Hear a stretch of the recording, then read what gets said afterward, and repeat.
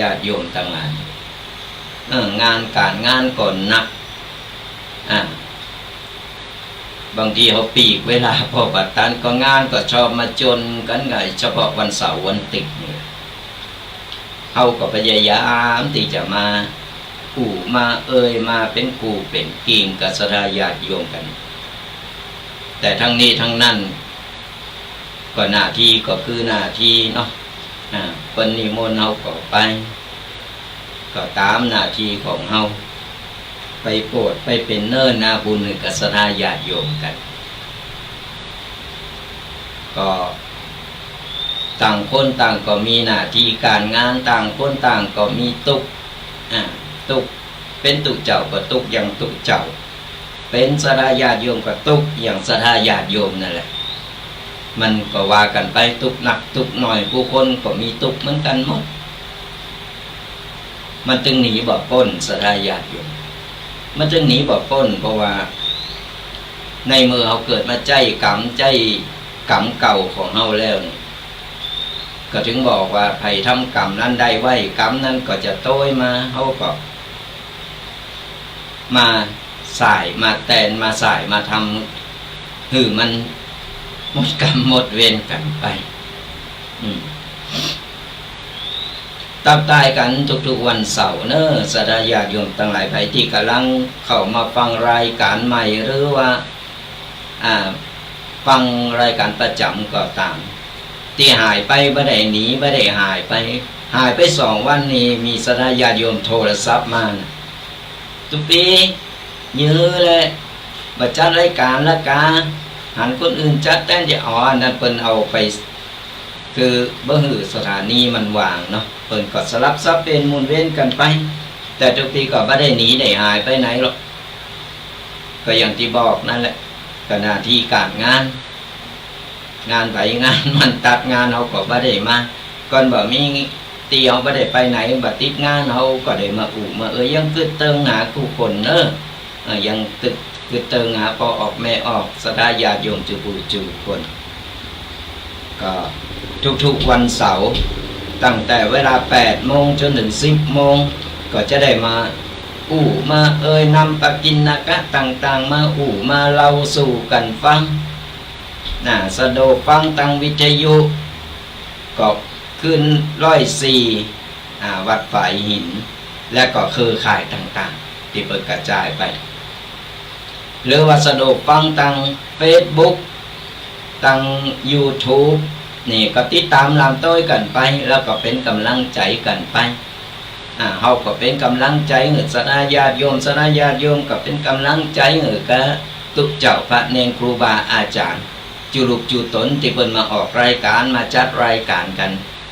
ก็เต้าก็เป็นกำลังเติมเต็มกันเป็นกำลังใจซึ่งกันและกันเติมเต็มกันไปถึงเฮาจะเป็นบัจจยาสนิทมิตรสหายกันโดยตรงโดยสายเลิศกว่าตามแต่เฮายังเป็นญาติธรรมหรือว่ากัลยาณมิตรดีๆต่อกันมีความเป็นหงเป็นใยได้หู้จักได้กู้ได้กันมันก็เป็นกำลังใจด้วยในเมื่อเขาเกิดมาเป็นมนุษย์โลกเดียวกันแล้วเนี่ยมันก็หนีบ่พ้นมันก็ผูกพันกันไปบัจจยาพี่น้องกันญาติจาตินี้ก็จาติแล้วเขาเคยผูกพันกันมันจึงได้มาปะมาพบมาเจอกันมันไม่ใช่เป็นเรื่องบังเอิญศรัทธาญาติโยมทั้งหลายมันจะเป็นเรื่องบังเอิญที่ว่าเขาจะได้มาปะมาพบกันที่เขาได้มาหู้จักมามาได้ตักได้ตายกันก็เพราะว่าเขาเคยได้ทำบุญตกลงกันมามันถึงได้มาปะมาพบกันอย่างในชาตินี้นี่แหละเป็นห้องว่าอายันตนะต่างๆมันดึงดูดเข้ามาหามันถึงได้มาเป็นปีเป็นน้องได้เป็นสายไปสายเคยได้เป็นกัลยาณมิตรต่อกันต่างๆนานาได้หู้จักกันได้เป็นเปิ่นกันนี่แหละเป็นห้องว่าเฮาเนี่ยทำบุญทำกุศลไว้บ่ต้องไปคิดอาฆาตไปคิดแค้นอะไรยังไผตายไปจาติหน้าก็จะได้มาเป็นเจ้ากรรมนายเวรกันมันบ่สุดบ่สิ้น แปลงใจดีๆเอาบุญเป็นตีตั้งเอาพระสัมมาสัมพุทธเจ้าของเฮาเนี่ยเป็นตีเปิงตีจังบ่มีอันหยังที่จะสูงสุดเท่านี้แหละเอาน้ำทำคำสอนนำมาปฏิบัติเอาน้ำทำคำสอนมาปฏิบัติเอามาปรับเป็นคนเฮาผู้อย่างสดาญาติโยมทั้งหลายคนเฮามีศีลมีธรรมมีเอาน้ำทำคำสอนมานำต่างชีวิตมีความสุขชีวิตมีความสุขก่อนไผบ่มีศีลมีธรรมบ่สนใจอันหยังเป็นอันหยังวัดบ่เข้าเหล้าก็กินต่างๆนานาอันนี้ชีวิตก็จะมีแต่ความล้มเหลวในชีวิตบ่ประสบความสำเร็จก็น้องว่าประมาทในการใช้ชีวิตในเมื่อเราเกิดมาไต่ลมโพของพระสัมมาสัมพุทธเจ้าเราก็ยึดถือเอาน้ำทำคำสอนเนี่ยมาเป็นแนวทางมาเป็นหนทางเป็นไฟส่องทางนำทางชีวิตขอโปรดนำทางชีวิตของเฮาก็จะเดินทางโดยถูกต้องก็ทำกินนำการบุญเล็กบุญน้อยทำกันไปนะศรัทธาญาติโยมทั้งหลายก่อนเฮาบ่มีบ่พร้อมเฮาก็ยกมือไหวโถมโหนึกถึงคุณระลึกนึกถึงคุณ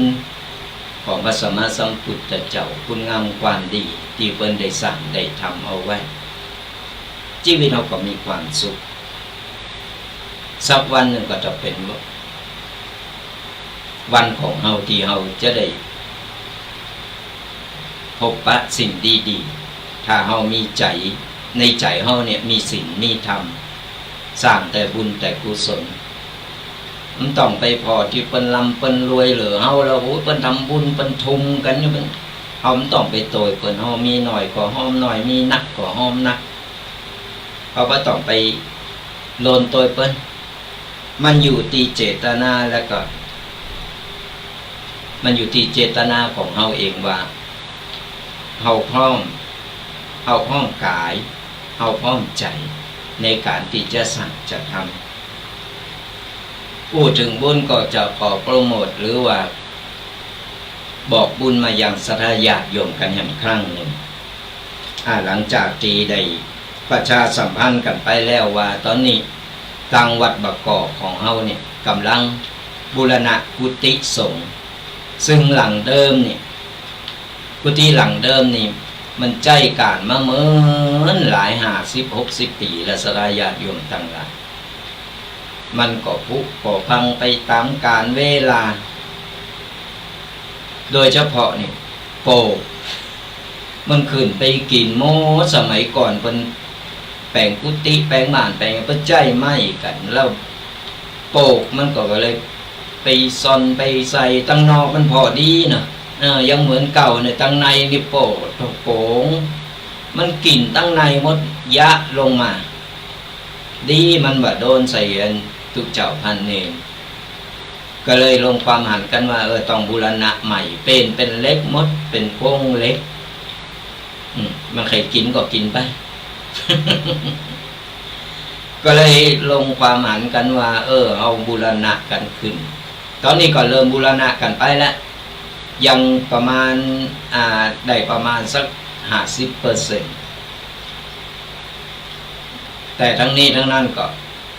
หลายๆอย่างยังขาดจตุปัจจัยในการก่อสร้างในการบูรณะแหมหนักอยู่อำหลายอยู่ศรัทธาญาติโยมสมัยบัดเดียวนี่ก็จึงบอกว่า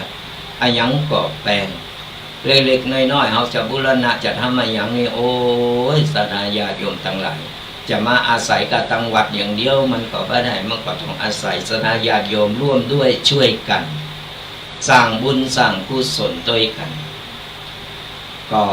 ขอน้อมเจริญก่อนศรัทธาญาติโยมที่ฟังรายการอยู่ไม่ว่าจะเป็นฟังรายการทางวิทยุทางช่อง YouTube หรือวิทยุก็ตามถ้าได้ยินแล้วถ้ามีจิตศรัทธาใครให้ใครห้องตามจิตศรัทธาเนอะศรัทธาญาติโยมตามจิตศรัทธา เฮามีหนักก็หอมหนักมีน้อยก็หอมน้อยบ่ได้บังคับบ่ได้เจาะจงเพราะอย่างน้อยเฮาก็สั่งสมบุญเอาไว้เป็นบุญเป็นกุศลในการสร้างบูรณะกุฏิสงฆ์ตุเจ้าพระเนนเพิ่นก็จะได้อยู่จะได้มีที่อยู่ที่อาศัยอันนี้ส่งแห้งในการสร้างบูรณะกุฏิบูรณะศาสนาของวัดวาอารามก็หากใครมีจิตศรัทธาใครให้ใครหอมก็เกมเอาสมุดปากกาดินสอไว้เนอะอาตมาภาพก็จะได้บอกหมายเลขบัญชีของวัดก่อนบัสดุในการที่จะเดินทางมาที่วัดบะกอกก็สามารถโอนเข้าบัญชีได้เกมจดกันเอาไว้เนอะธนาคารทกส.สาขาบ้านแซมบัดเดี๋ยวนี้สาขาบ้านแซมเพิ่นย้ายไปลงกันที่ป่าสร้างแล้วก็ยังใจบัญชีเดิมอยู่เนาะธนาคารทกส.สาขาบ้านแซมเลขบัญชีเนอะจดกันเอาไว้เลขบัญชี02201897265ชื่อบัญชีวัดมะกอกก็ไผที่โอนไปแล้วหรือโอนเข้าบัญชีจังหวัดไปแล้วนี่ก็แจ้งมาตังอาตมาภาพนี่ก็ได้ตีหมายเลขโทรศัพท์เบอร์เก่าเบอร์เดิมอาตมาภาพก็จะได้เอามาอนุโมทนามาประกาศชื่อหือเทวบุตรเทวดาหือศรัทธาญาติโยมกัลยาณมิตรเพิ่นได้รวมอนุโมทนาบุญตนจดเอาลายหมายเอาชื่ออาตมาภาพจะได้จดเอาลายหมายเอาชื่อแล้วก็ไผที่ไหนยังได้เฮาก็จะได้มารวมอนุโมทนาบุญตนกันเพราะฉะนั้นแล้วไผที่อยากจะทำบุญก่อนออกพรรษานี่ก็น้อมเจริญพรกันได้หรือว่าไผสะดวกใครไปหันไปแอววัดเป็นอย่างใดพองฮะใครไปหันหน้าตุปีแดงวัดบกก็เป็นอย่างใดจ้ามีได้ยินกาเสียงก็สามารถมาได้นะ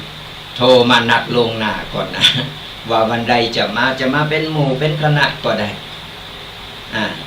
จะมาเป็นหมู่เป็นคณะก็ได้ก็สามารถเดินทางมาได้บักไก่สนาญาติโยมทั้งหลายเลยแยกสับสี่แยกสับปุ๋งนี่ก็มาตังวัดพระบาทตากผ้าจังหวัดลำพูนนี่ก็ก่อนจะถึงวัดพระบาทตากผ้าอยู่หน้าปั๊มน้ำมันปตท.เลี้ยวเข้ามาได้ก็ธรรมะบรรทุกก็สอบถามรายละเอียดกันได้สอบถามเส้นทางกันใครมา ลงบุญใครมาแอววัดจะมาเป็นหมู่เป็นคณะแจ้งลงหน้ากันมาได้ตามเบอร์โทรเบอร์ตังวิทยุนี่แหละ0826112245นี่แหละก็สามารถแวะเวียนมาเยี่ยมเยียนได้มากราบ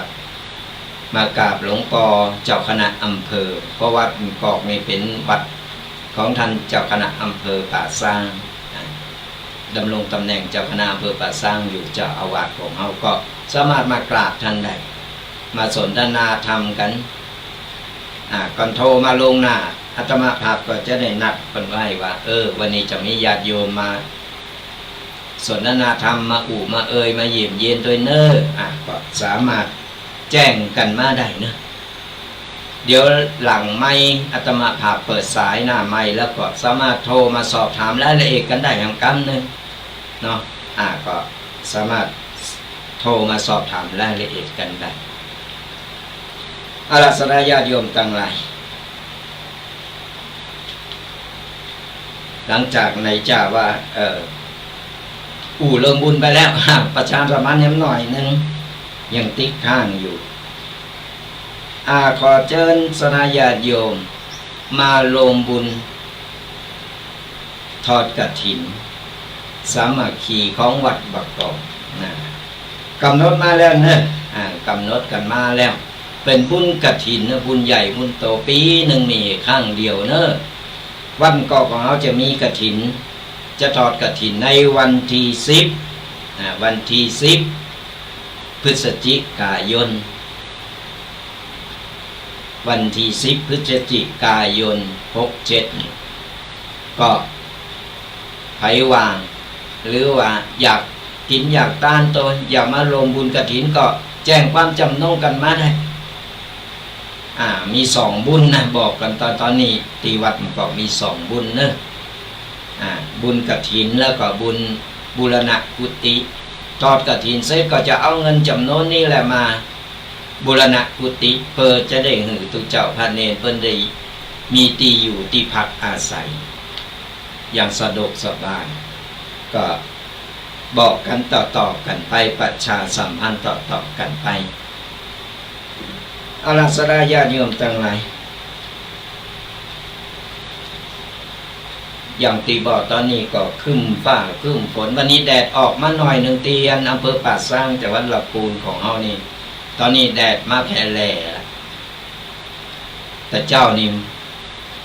เป็นมืดเป็นโมเอาว่าเอาให้ละกันอย่างไรก็ดูแลสุขภาพกันหน่อยเนอะดูแลสุขภาพกันตอนนี้ฟ้าฝนมันมาแบบเป็นเว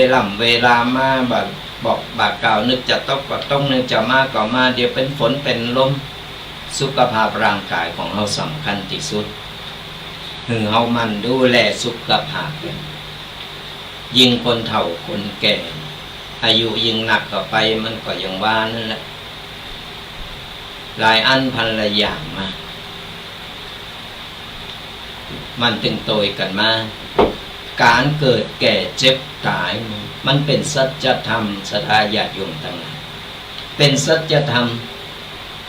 เอาก็หลีกเล่งหรือว่าหนีบ่พ้นบ่ว่าไผสักคนเกิดมามันก็ต้องมาเกิดมาได้มันก็แก่เจ็บแล้วก็ตายมันก็มีต้องอันหมุนว่าเพิ่นฮ้องว่าเวียนว่ายตายเกิดกันไปมันเป็นสัจธรรมก่อนเฮาป้องกันได้ก่อนเฮาปกป้องกันหลีกเล่งได้มันก็บ่มีปัญหาเฮาก็พยายามหลีกเล่งได้แต่เอามาแก้ไขตอนหลังนี่มันลำบากถ้าเอามาแก้ไขตอนหลังนี่มันลำบาก ขอสู่มาอภัยกันรายการสดก็เป็นอย่างเงี้ยสนญาติโยมจัดสดมันเป็นห้องโล่งๆอาจจะมีเสียงเล็ดลอดเข้าไปแทรกเข้าไปหน่อย อย่าบอกมีห้องกระจกเถอะอย่าบอกมีห้องเก็บเสียงกันรอถ้ามีปัจจัยมีอย่างไรก็ไปปรับปรุงกันไปเฮาจะเข้าใจในชีวิตของเฮาหนักขึ้นสดาญาติโยมทั้งหลายในเมื่อถ้าเฮาได้ไป3สถานที่นี้แล้วไป3สถานที่นี้แล้วเนี่ยปุ๊บเฮามาพิจารณาเฮาก็จะได้ฮู้สัจธรรมจะได้ฮู้สัจธรรมอย่างไรตีแรกที่เฮาไปแล้วเฮาจะได้ฮู้จะได้ปงเพราะว่าธรรมภาพนี่โอ้ยไปมาหลายตีหลายตามตึงกุฏิกูต่างเพื่ออย่างเพื่อที่เราจะได้ไปเสาะหาไปเห็นหูสัจธรรมของชีวิต3 สถานตีวาเนี่ยก่อนเราได้ไปเข้าไปแล้วหรือว่าเราได้ไปเห็นหูเนี่ยเราจะได้หูจักสัจธรรมตีแรกก็คือไปโรงพยาบาลไปโรงพยาบาลเนี่ยเขาจะหู้จะหันหลายๆอันหลายๆอย่างผู้คนหลายๆคนเคยเข้าโรงพยาบาลเคยไปโรงพยาบาลถึงว่าเข้าไปก็ไปเยี่ยมไข้กัน หรือว่าจะไปธุระอะไรอย่างต่างๆเขาลองสังเกตก่อนเวลาเขาไปโรงพยาบาล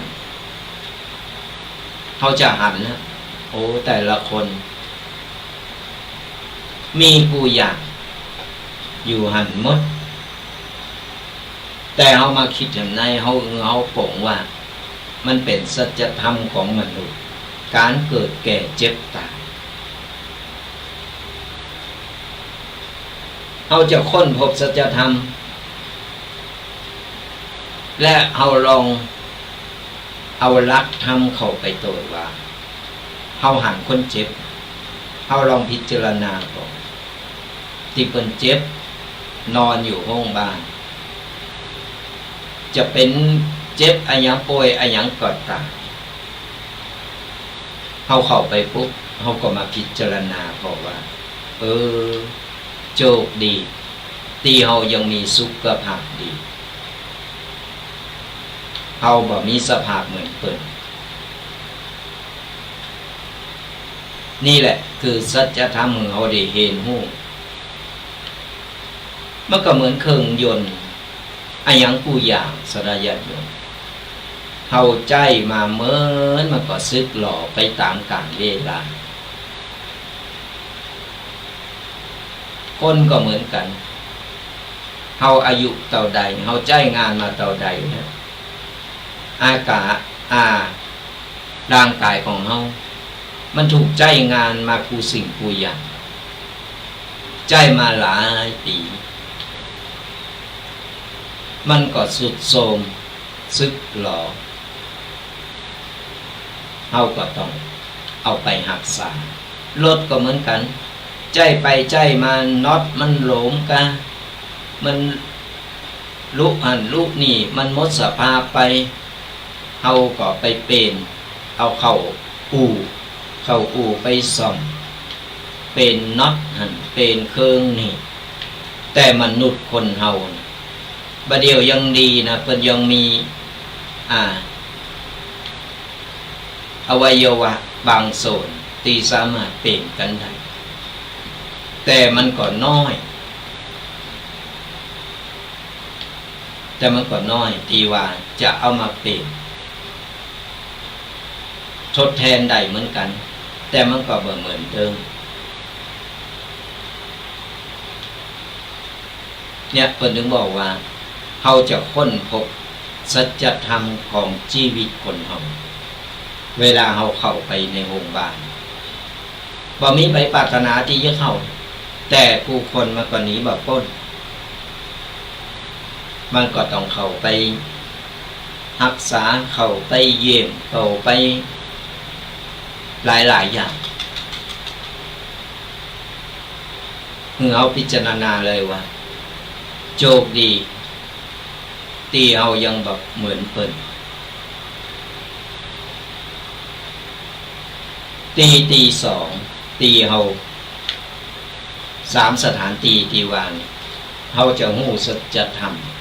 ตีสองก็คือไปในคุกหรือว่าเรือนจำเข้า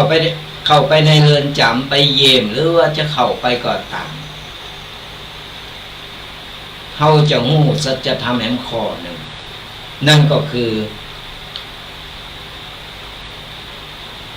สัจธรรมของการใจชีวิตอย่างไรลองคนเปรียบเทียบกันพอว่าคนที่อยู่ตั้งในที่เอาไปเยี่ยมหรือว่าใครก็ตามที่คนไปอยู่ตั้งในถูกกักขังอยู่ในนั้นแล้วมาเปรียบเทียบกับเฮาว่าระหว่างที่เฮาอยู่ตั้งนอกเฮาใจชีวิตอิสระเสรีใจชีวิตดำเนินชีวิตของเฮาโดยบ่มีไผควบคุมโดยบ่มีไผมาคอยตีคอยด่าคอยว่า แต่ตรงกันข้ามคนที่อยู่ตั้งใน ต้องอยู่ในกฎระเบียบต้องอยู่ในการควบคุมขาดอิสระเสรีต้องอยู่ใต้อำนาจของเพิ่นเนี่ยเราจะเห็นว่าการใช้ชีวิตของเราและคนที่อยู่ตั้งในมันแตกต่างกันเราจะได้เห็นว่าสัจธรรมของคนเรา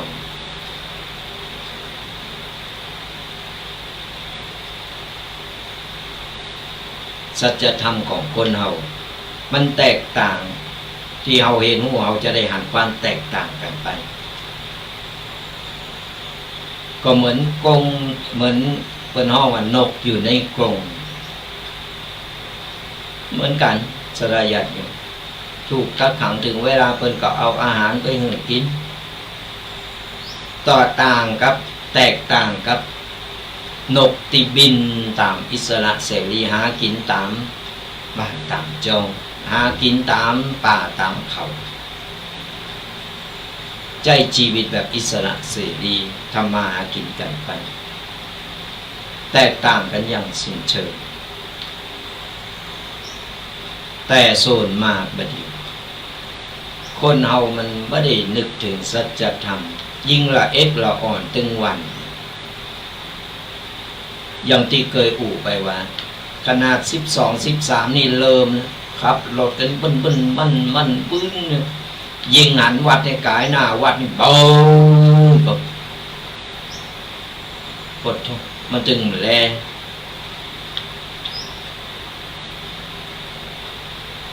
ก็เพราะอะไรอย่างเพราะความคึกขนองหลงพิษ อยากจะเข้าไปกันยิงตอนนี้นี่ยาเสพติดกันอายังต่างๆนาน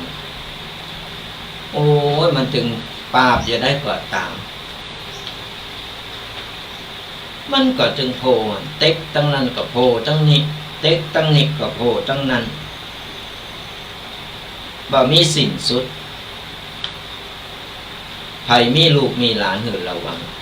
แล้วลองหือเขามาฟังธรรมะพอว่าเปรียบเทียบกันพอว่าระวังอยู่ตั้งในก็ตั้งนอกประตูวัดกับประตูคอประตูคอนี่เปิ้นปิดตลอดนะให้เข้าไปออกก็ปิดล็อกขัดแจจาดแน่นแต่ประตูวัดนี่เจ้ามาก็เปิดตั้ง4 ด้าน5 ด้านไม่เคยมีไว้เข้าบ่มีไว้เข้ามามีกับคนเฒ่าคนแก่เข้ามาวันศีลวันธรรมนี่แล้วเอกละอ่อนก็อย่างที่บอกขับรถบูไปปุ๊บบ่มีไปเข้าเปิดประตูตอนรับจาดี4 ด้าน5 ด้านมีประตูต้องได้ก็เปิดหมดวัน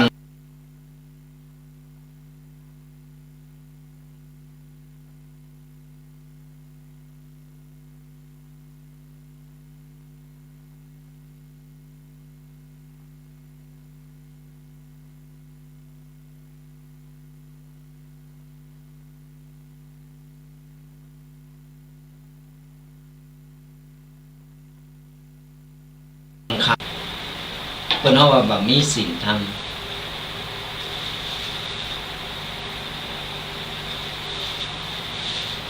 เพราะฉะนั้นเนี่ยใครมีลูกมีหลานพยายามสอดส่องดูแลบ่เดียวหลายอันหลายอย่างอย่างที่หันนั้นมันเกิดขึ้นมาไอ้ที่บ่เคยมันก็เกิดขึ้นมา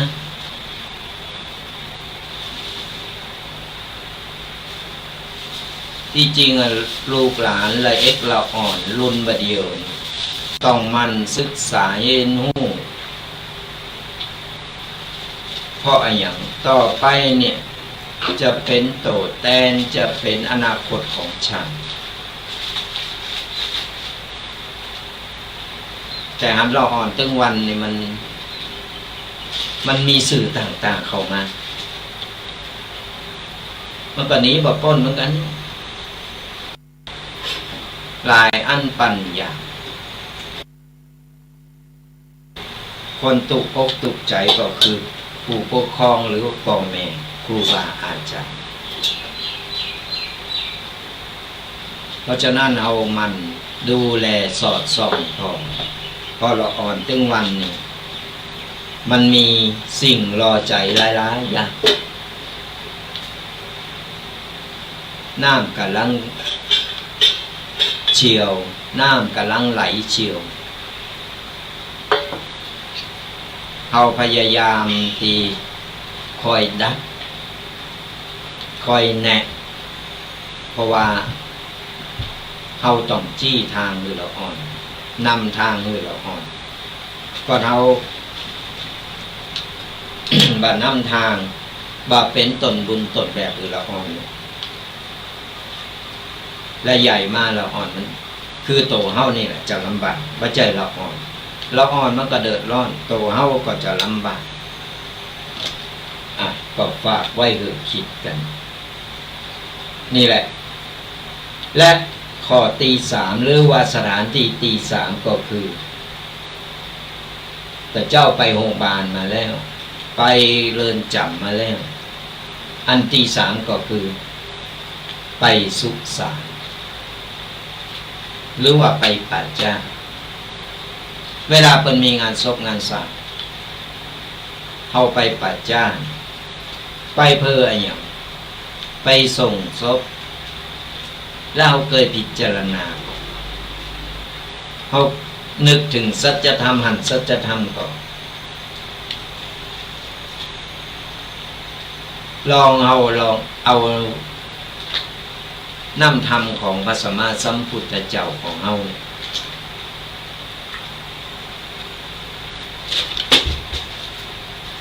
ไปพิจารณาเขาก็จะหู้สัจธรรมว่า การที่เขาไปส่งศพเพิ่นเราลองคิดว่าคนรวยก็ตายคนจนแค่ไหนก็ตายซึ่งว่ามีไผหนีพ้นไปไหนคนตายมั้งจะจ้าหรือเร็วตรงไหนบ่มีไผหลีกพ้นไปทุกคนต้องเผชิญความตายก็อย่างที่บอกว่ามันหมุนเวียนกันไปเวียนว่ายตายเกิดกันเกิดแก่เจ็บตายมันเป็นสัจธรรมเพราะฉะนั้นแล้วเฮาหันเปิ้นตายเฮาไปส่งสการการสากเปิ้นไปเฮาก็พิจารณาแล้วก็โปร่งโดยว่าวันนี้เป็นวันของเพิ่นสักวันเฮาก็ต้องเป็นอย่างอีก และชีวิตเราก็จะโปร่งเราจะได้เห็นหูเนี่ยการไปแต่ละตีธรรมะคือธรรมชาติสดายาติยงต่างหลายธรรมะคือธรรมชาติธรรมชาตินี่จะสอนหนึ่งเราได้เห็นหูหลายๆอย่างเราได้เห็นหูต่างๆว่าเราจะไปสถานที่ต่างๆไม่ใจเอาการคือขนองสนุกสนานเปิ้นไปก็ไปเปิ้นทำก็ทำเปิ้นโดยเปิ้นไปหมดโดยแบบเอ้ยมันนึกพิจารณาว่าอ๋อเนี่ยเนาะคนเฮาเวลาเจ็บมาก็ต้องไปโรงพยาบาลเวลาทำบดีทำผิดมาเข้าคุกแล้วใจชีวิตในคุกกับใจชีวิตตั้งนอกเป็นอย่างไรชีวิตอิสระกับชีวิตที่ถูกกักขังและสุดท้าย ชีวิตของคนเฮาผู้คน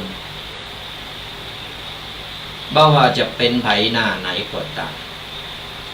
สุดท้ายอยู่ในโรงเอาไปเผาหมดกลับคืนสู่ธรรมชาติธรรมชาติในโตเฮาดินน้ำลมไฟมันก็จะสลายไปหรือกระจืดและก็คุณงามความดีพระสัมมาสัมพุทธเจ้าเพิ่นได้พิจารณาได้เห็นหูได้บรรลุมาถึงได้เอามาบอกมาเตือนมาสอนหมู่เฮาว่า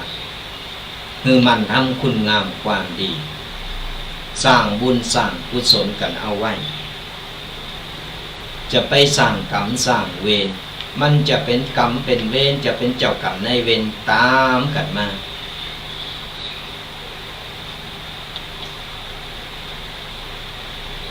คือเอา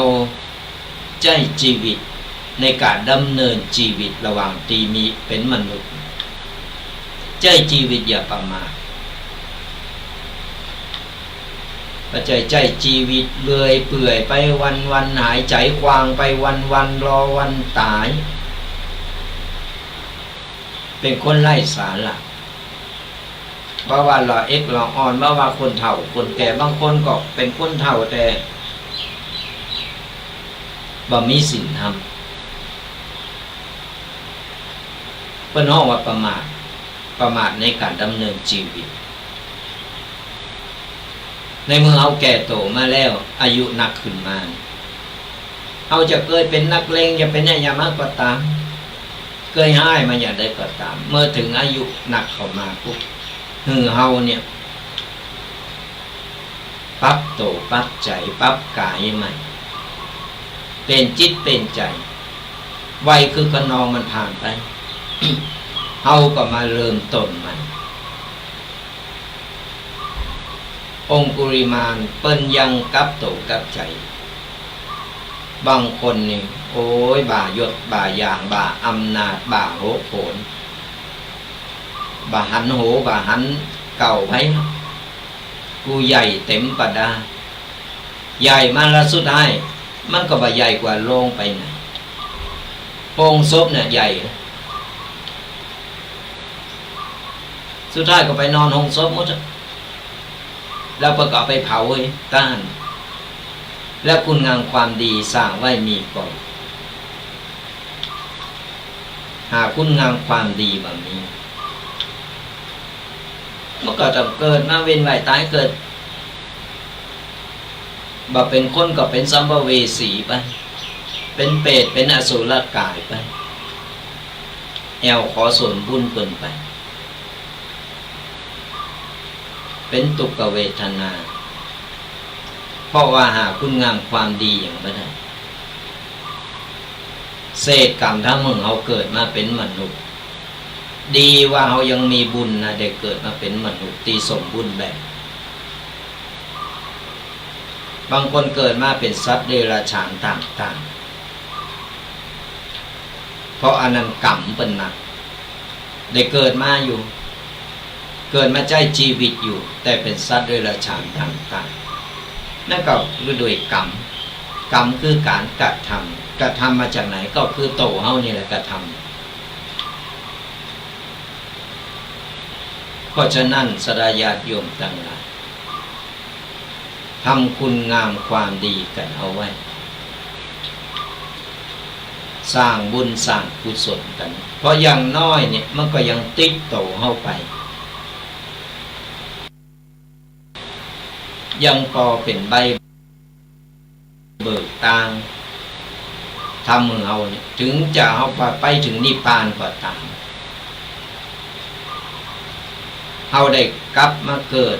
เวียนว่ายตายเกิดมาก็เพราะมันดีกว่าเขาถ้าไปนิพพานได้ก็อนุโมทนาสาธุมันต้องปิดมาเกิดนะมดกรรมมดเวรบริสุทธิ์พุทธผ่องอยู่บนสวรรค์จันทร์ฟ้าไปเป็นเทวบุตรเทวดาเป็นนางฟ้าอยู่บนมันต้องประหับหูมันต้องมีญาติพี่น้องมันต้องมีไผ ไปเสวยสุขอยู่บนนิพพานแต่ตราบใดถ้าเรายังสร้างกรรมสร้างเวร มันก็จะเวียนว่ายตายเกิดอยู่อย่างเงี้ยบ่จบบ่สิ้นเป็นกงจักรอยู่อย่างเงี้ยเกิดแล้วก็แก่แล้วก็มาเจ็บแล้วก็ตายมีตัวอย่าง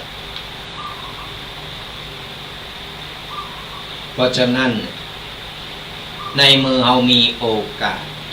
กรรมเก่าเยอะเฮาทำมือเฮาเนี่ยเป็นมนุษย์สามารถสร้างบุญสร้างกุศลได้เฮามันทำไปเฮาฮู้แล้วว่าอ๋อกรรมเก่าทำมือเฮาได้เกิดมาเป็นทุกข์อย่างอี้เพราะว่าจะเป็นทุกข์กายทุกข์ใจทุกข์สารพัดเพิ่นฮ้องว่าทุกข์108มันหนีบ่พ้นตุเจ้าก็มีทุกข์นะก็เพราะอย่างมันทุกข์แบบทุกข์เจ้าสดาญาติโยมก็มีทุกข์ก็ทุกข์แบบสดาญาติโยมหน้าที่การงานของแต่ละคนมันแตกต่างกัน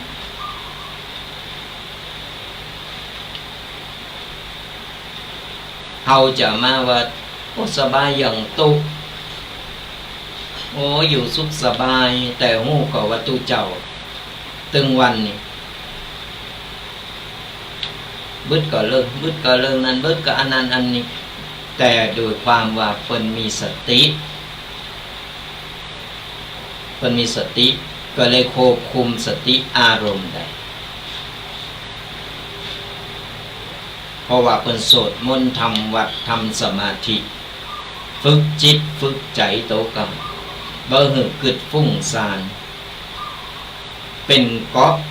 กำบังตุกต่างๆถึงมันเข้ามาได้เฮาก็สยบได้โดยการนิ่งโดยการใจสติสมาธิเข้าคง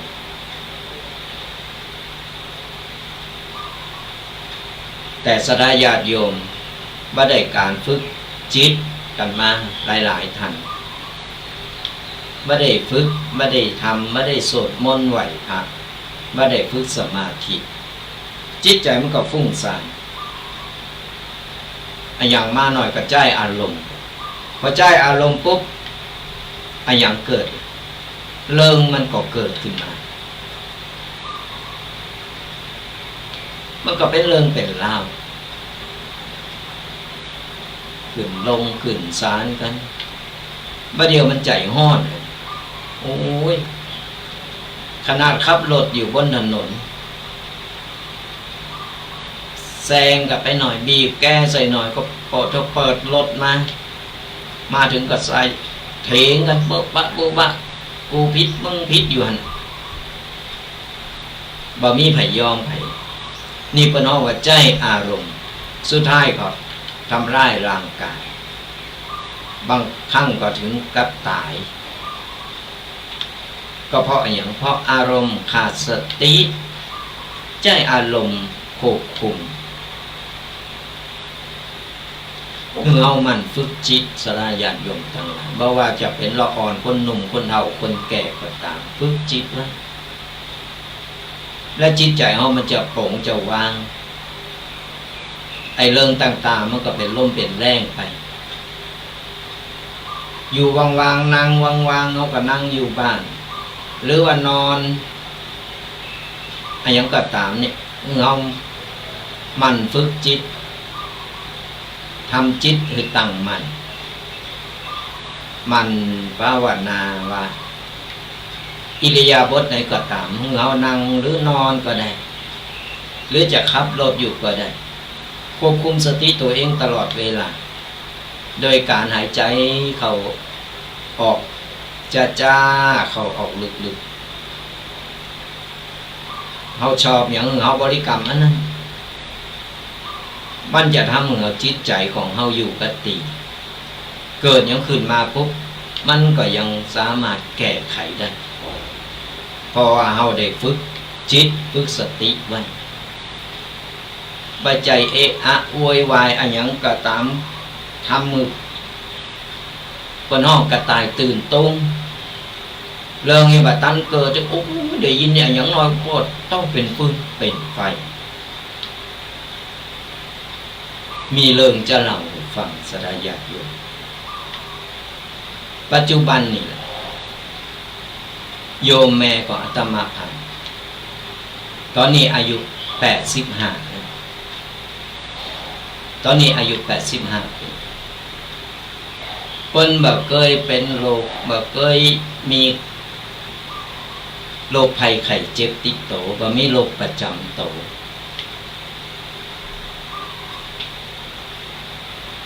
แล้วมีอยู่วันหนึ่งเมื่อวันที่27ที่ผ่านมาก่อนวันที่27เนี่ยเพิ่นรู้สึกว่าเพิ่นจะอ่อนแรงรู้สึกจะอ่อนแรงจะไปเข้าห้องน้ำทำธุระในห้องน้ำกับปกติเพิ่นเตียวไปได้เพิ่นเตียวไปได้หน่อยนึงยุบยับลงมาก็ผิดสังเกตแม่เป็นอย่างหรือว่าเป็นไข้มีแหงเพราะอายุเป็นหนักแล้ว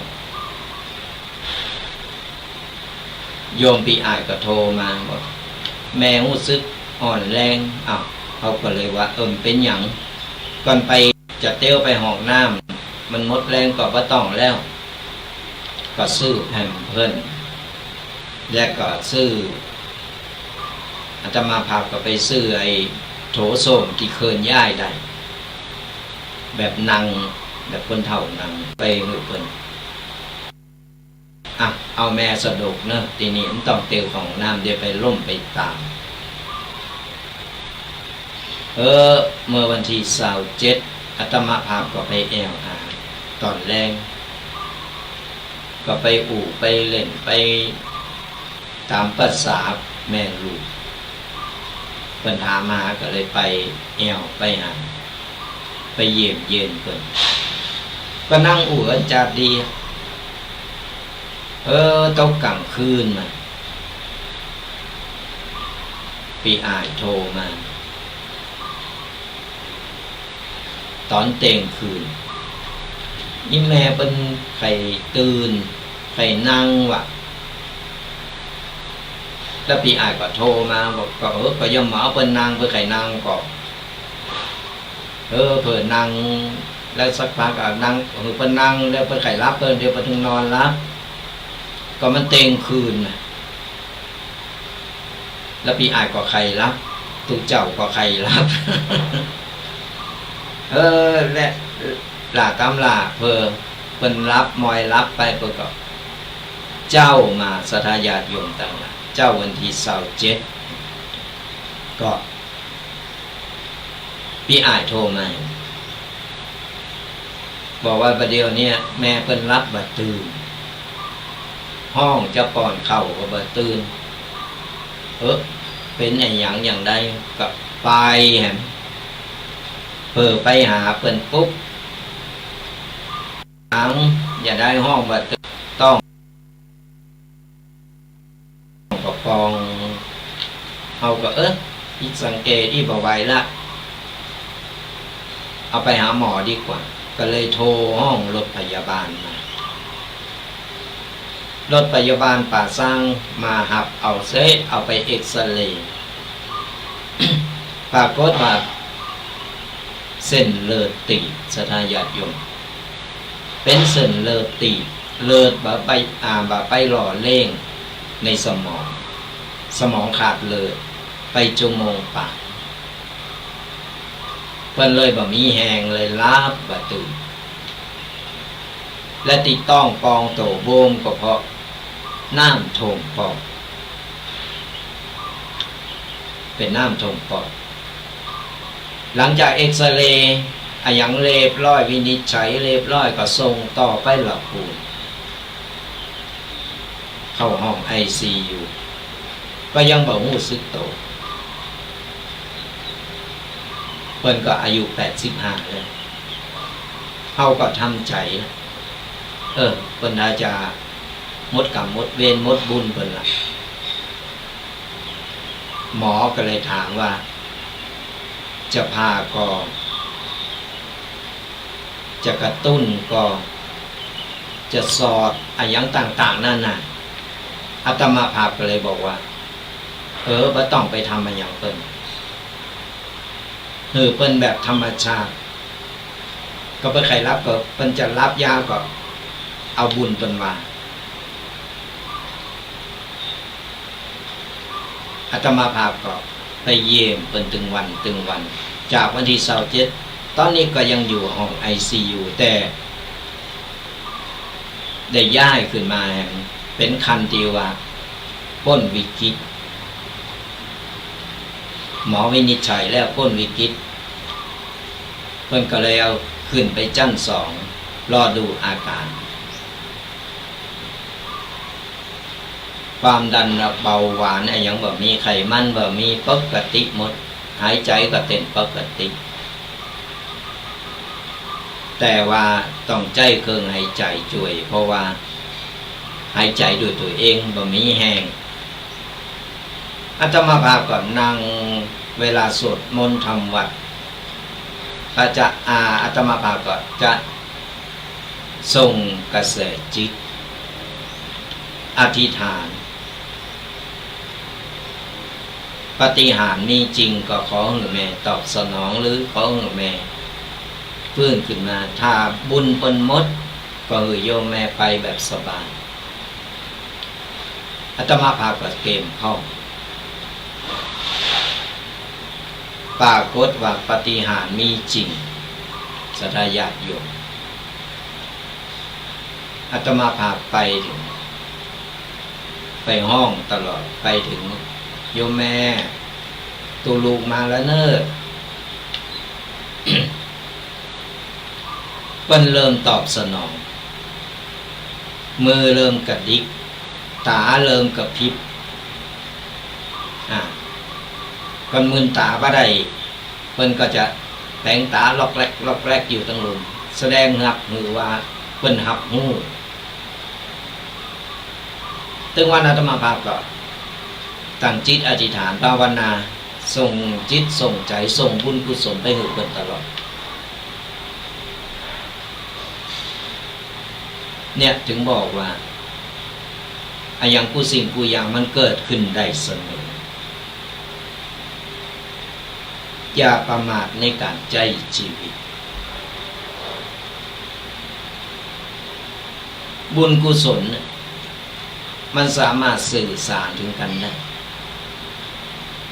อย่างเขาทำบุญเขาตานไปหาพ่อหาแม่หาญาติหาไปก็ตามถามว่าได้ก็เพิ่นได้รับรู้เวลาเฮาญาติน้ำใหม่ตานไปเฮาเอ่ยชื่อเพิ่นมันมีคืนมีพลังที่ส่งกระแสจิตไปถึงกันได้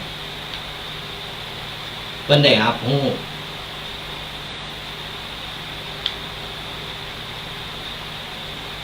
เฮาพอด้วยตาเปล่าว่ามันเป็นของละเอียดแต่เฮาก็สามารถที่จะสัมผัสหรือเห็นหูนะก็พอง่ายๆอย่างไฟฟ้าถึงวันที่เฮาใจเฮาเปิดปุ๊บติดปั๊บสว่างได้แต่เฮาเคยหันก็โตไฟฟ้ามันเป็นอย่างไรหันกระเส้นกระสายแต่ว่าหันโตจริงๆของไฟฟ้าได้ยินกระจือ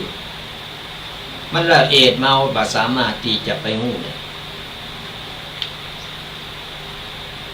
กูสิ่งกูอย่าง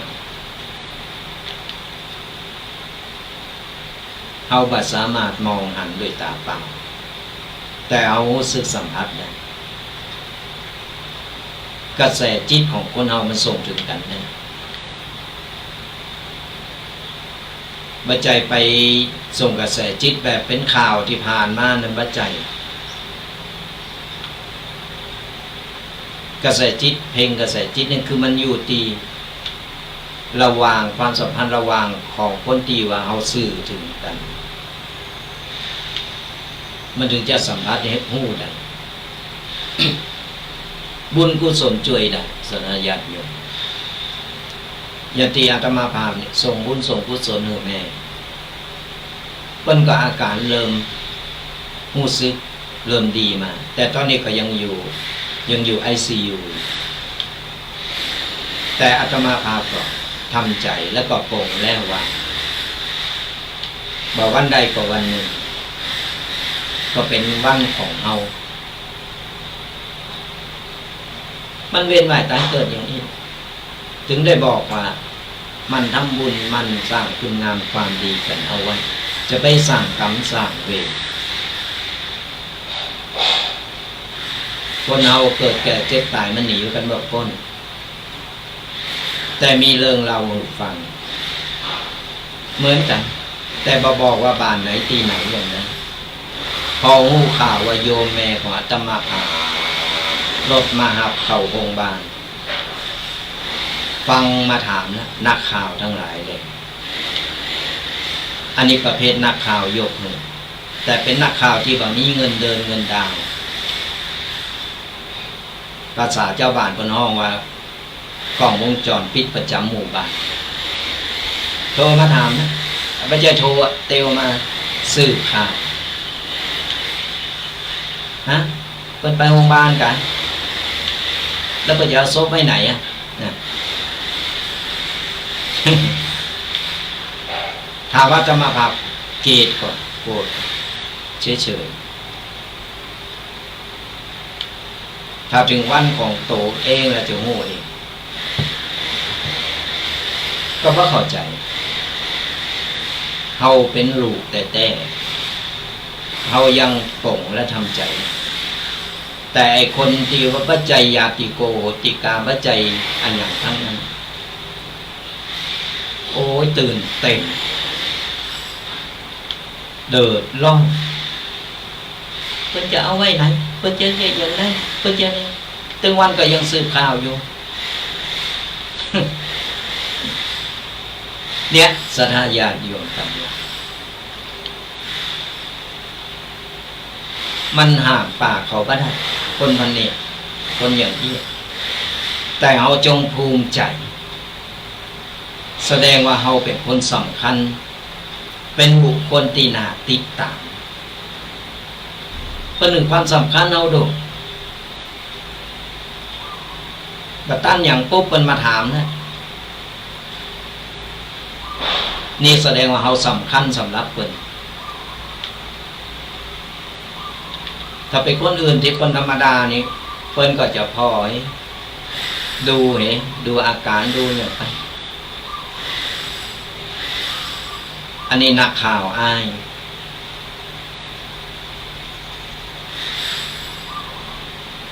คือเอาทำใจสบายสลายอย่างเอาการเรื่องโตเก่าก็พอแล้วเอาห่างปากเขาไม่ได้เอาปล่อยมันใครว่าก็ว่าไปใครเล่าก็เล่าไปประเภทพวกนี้มันมีกูหมู่บ้านมีหนักมีหน่อยตอนเอาปิดหูปิดตาเอาปิดหูปิดตาปิดปากถึงบอกว่าเอาใจสติจะไปใจอารมณ์เอาฟังมันใครเฮาไปเฮากับเตียวหนีก็เฮาตอบมันก็เป็นหมาสองตัวก็เฮาเตียวหนีมันก็ดักมันต้องไปมีความสำคัญมันต้องไปสนใจเพราะคนอย่างนี้เป็นห้องคนผ่านก็เอาไปต่อแย่ปุ๊บมันก็เป็นเรื่องเป็นราวตั้งสติคุมสติตัวเก่าแล้วเราก็ผ่านไปใครเฮาปล่อยมันนั่งเฮานอนเฮาของมันใครหู้อย่างดีก็ปกเข่าอย่ามานอนเฝ้าหน้าบ้านจะได้บัดตกข่างนี่ก็ฝากเตือนบอกกล่าวเอามาเล่าสู่กันการใช้ชีวิตถึงวันนี้คนเราจะไปประมาทก็เอาประมาทความพลาดพลั้งมันเกิดขึ้นเสมอ เนี่ยได้เห็นหูหลายๆอย่างประสบการณ์ชีวิตของคนเราเวลาเฮาบาดเจ็บบาดไข้เฮาไปหาคนเพิ่นเจ็บเพิ่นไข้เฮาก็จะได้หูว่าอ๋อเป็นโชคดีที่เฮาบ่ได้อยู่ในสภาพอย่างนี้การไปพอคนที่เพิ่นอยู่ในคอกในคุกในตารางเฮาก็จะได้สัจธรรมในการเห็นหูว่าระหว่างการใช้ชีวิตอิสระกับการที่ถูกบังคับคุมขังอยู่มันแตกต่างกันและการที่ว่าโอดใหญ่โอดรวยโอดมังโอดมีโอดยศโอดซักต่างๆสุดท้ายมาก็หนีบ่พ้นใหญ่กับว่าแต่น้อยกว่าโลงศพสุดท้ายตายกันหมดที่จะเหลือไว้ก็คือคุณงามความดีบุญกุศลต่ออันตีจะหนุนนำและส่งยู่เอาไปในภพภูมิที่ดีในต่างที่ดีอย่างน้อยเนี่ยโยมบาลถามสร้างคุณงามความดีอะไรอย่างไว้พองเขาก็จะได้ระลึกนึกถึงได้ภาพมันจะได้ปรากฏมาในหัวของเขาในสมองของเขาว่าเขาได้สร้างได้ทำอะไรอย่างว่าเขาสร้างบุญสร้างกุศลเป็นเนืองนิดก็คือเป็นประจำและก็เราทำประจำทำซ้ำๆทำบ่อยๆมันก็จะทำให้เราอยู่ในความทรงจำของเราวันนึงบอกว่าเรานึกถึงบุญกุศลกันเอาไว้จะไปเอาปากที่ว่าปากใดปากเป็นเอาไปแอวนินทาแอวหาเริงแอวว่าแอวเก่าคนบ้านคนข้างบ้านหรือว่าไปหันไปนี่ก็ต้องไปนินทากาเล่มต้องไปว่าไปอย่างไรสร้างบุญสร้างกุศลเอาไว้ก็เอาไปสร้างกรรมสร้างเวรในโต๊ะเก่ามันก็แบบหนีแบบพ้นมันก็เป็นตุกโต๊ะเก่านั่นแหละมันจะตุกไผ่ตุกโต๊ะเก่าพอโต๊ะเก่าสร้างสิ่งบดีเอาไว้ได้ทำเอาไว้ก็บอกแล้วกรรมก็คือการกระทำแบบมีไผ่เอามายับเย็นเฮา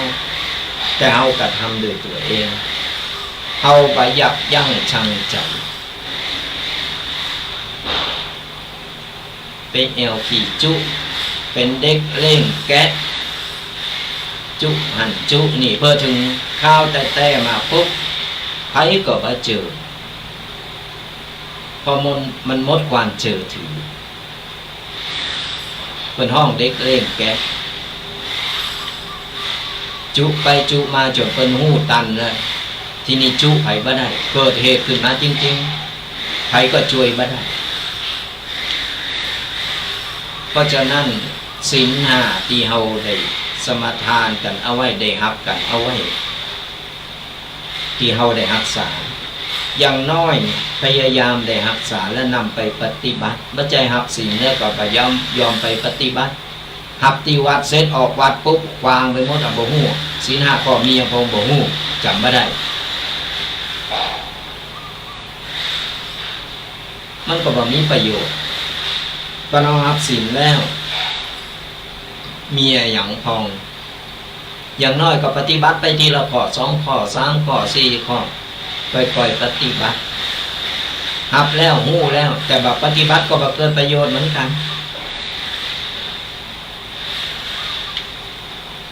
เฮารับเฮานำเฮาฮู้เฮานำไปปฏิบัติมันเกิดผลประโยชน์กับตัวเฮาก็จะได้ชื่อว่าบ่ประมาทในการใช้ชีวิตดำเนินชีวิตเนี่ยลองพิจารณาดูมันก็บ่สายเกินไปในเมื่อเฮาฮู้โตแล้วแก่โตมาอ๋อติดผ่านมานี่เฮาผิดหลายๆอย่างเฮาผิดพลาดหลายๆอย่างมันแก้ไขได้เริ่มต้นใหม่ต่อไปนี้เฮาจะทำกับบุญกุศลเฮาไปติฉินนินทาบ่ไปดูให้ดูแฟนไผบ่ไปว่าไผไปใส่ร้ายไผ ก็อย่างตัวอย่างองคุลิมาเปิ้นกลับโตกลับใจนะเปิ้นยังเป็นพระอรหันต์คนเฮากันกลับเนื้อกลับโตกลับใจ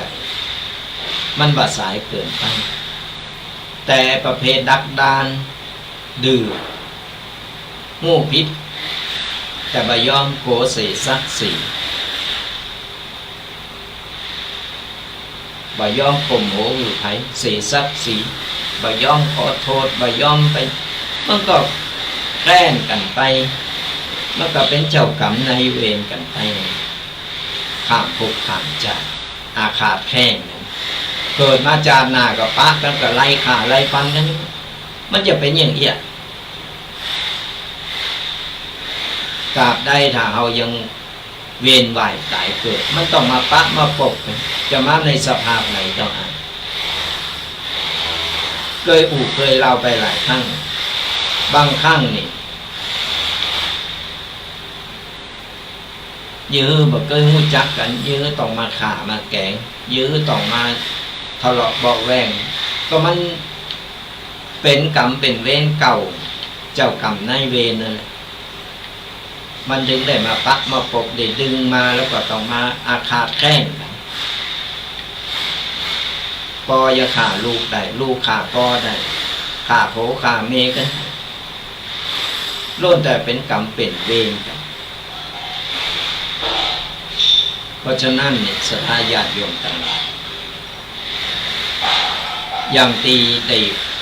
ด้ยิบยกออกมาเล่าสู่กันฟังมันก็เพื่อที่จะเตือนสติบางครั้งเรามองผ่านเล็กๆน้อยๆเพิ่นห้องว่าตามีหน้าพอหน้าบาหัน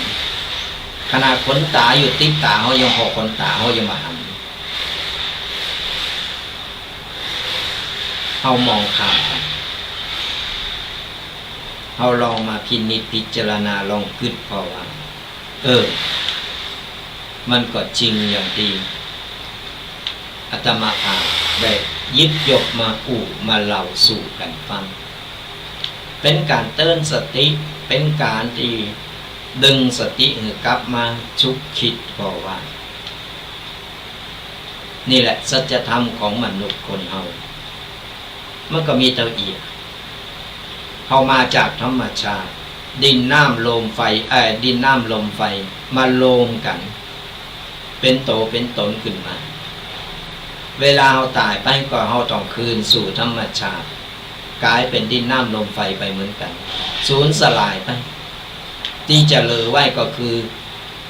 คุณงามความดีจื่อเสียงที่เราได้สร้างคุณงามความดีเอาไว้บางคนเป็นโกลืมโกคนรุนหลังลืมเลินไป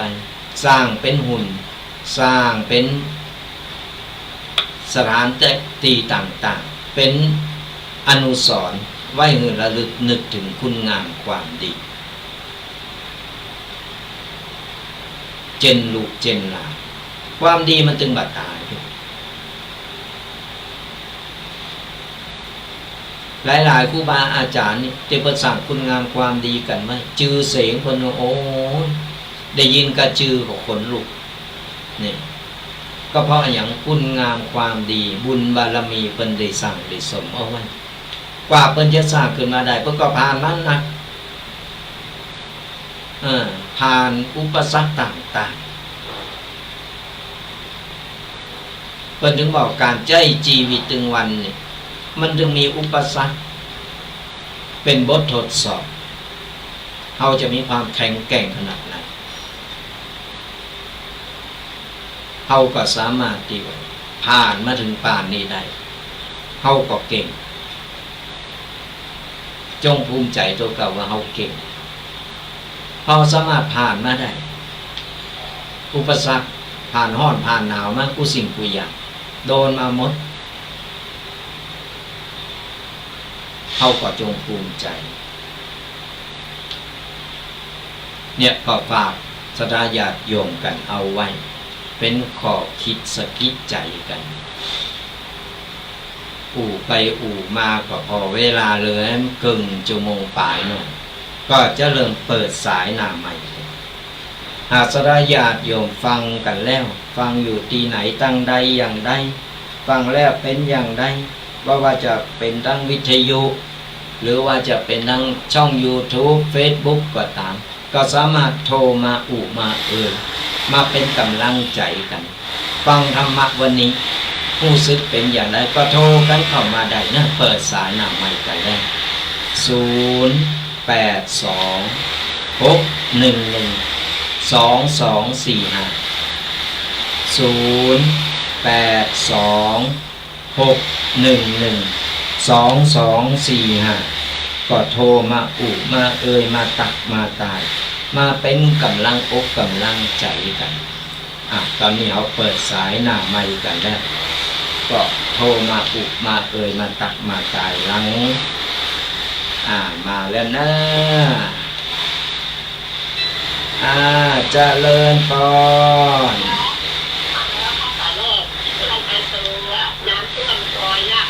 น้ำท่วมซอยกำลังรู้อยู่เนี่ยว่าจะเข้าบ้านไหมเนี่ยยังไม่เคยมีเลยอยู่ที่นี่ได้เป็น10 กว่าปีแล้วเคยท่วมเลยเนี่ยประสบการณ์ไงประสบการณ์ประสบการณ์แต่หน้าบ้านไหลรอบอย่างน้ำคลองซอยแล้วพอดีข้างฝั่งลูกนาบีกันโตเนาะกันโตปกติปฐมปฐมมาแล้วแต่ว่าไก่เคียงนี่ก็ถมกันอยู่แต่ว่าที่นี่มัน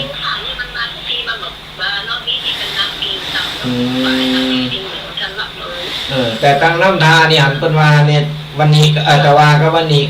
ก็น้ำเริ่มขึ้นแต่จะลดลงของอะไรจะได้มากกว่าหมูนะมันก็ยังมาออกฟังมาออกตะลิงแต่แถวป่าสร้างนี่โถมหลายตี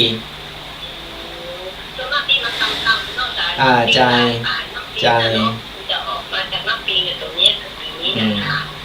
แต่เขาขึ้นในแง่ดีว่าก็ดีนะเพราะว่าเขาก็ตกเทนดูคนโถมเขาก็โถมอย่าง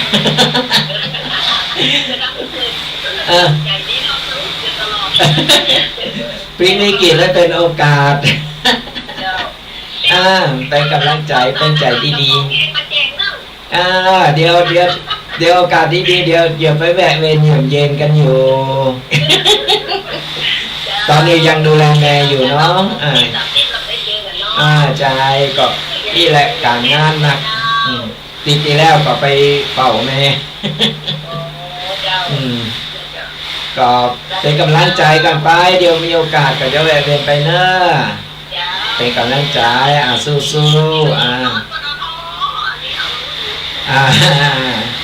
กสาธุบุญรักษามาแล้วสายแรกเป็นกำลังใจกันก็สู้กันไปสดาญาติโยมต่างหลายมันในเมื่อมันเกิดมาแล้วมันหลีกเลี่ยงไม่ได้เราก็ต้องค่อยๆแก้ค่อยๆคิดกันไปว่าจะแก้ปัญหาอย่างใดกันเนาะก็หักสายกันนะเจริญพรยมจูนเป็นไงน้ำท่วมไหมวันยังไม่ท่วมค่ะแต่ว่าฝนท่วมค่ะวันนี้ไม่ท่วมเนาะฝนท่วมกำลังฝนท่วมดีแล้วเป็นกำลังใจกันนะสู้ๆเป็นกำลังใจกันไปสาธุนะโยมโจรนะไม่ท่วมที่ไหนน้ำท่วมก็โทรกันมาแจ้งมาบอกเดี๋ยวถ้ามีโอกาสก็อาตมาภาพอาจจะไปเยี่ยมเย็นพออาจจะมีของติดไม้ติดมือกันไปโทรกันเข้ามานะสดาญาติโยมตั้งหลาย0826112245ฟังอยู่ตั้งใดฟังอยู่กันตั้งใดฟังแล้วชัดเจนมาชัดเจนอากาศเป็นอย่าได้ฝนตกบาตกก็ว่ากันไปโทรมารายงานมามา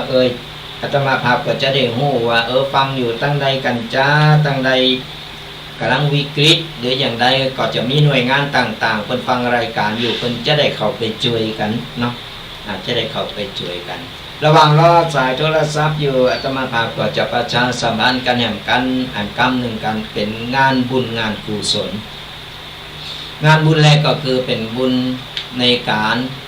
บูรณะกุฏิบูรณะกุฏิตียังบ่แล้วเสร็จเตอหากสระญาติโยมมีจิตศรัทธาใครลงบุญก็สะดวกที่จะโอนมาตั้งจะโอนมาก็ได้หรือว่าจะมาติวัดก็ได้ถ้าสะดวกตั้งใดก็สามารถติดต่อกันเข้ามาได้เนอะหากสะดวกที่จะมารวมทำบุญที่วัดก็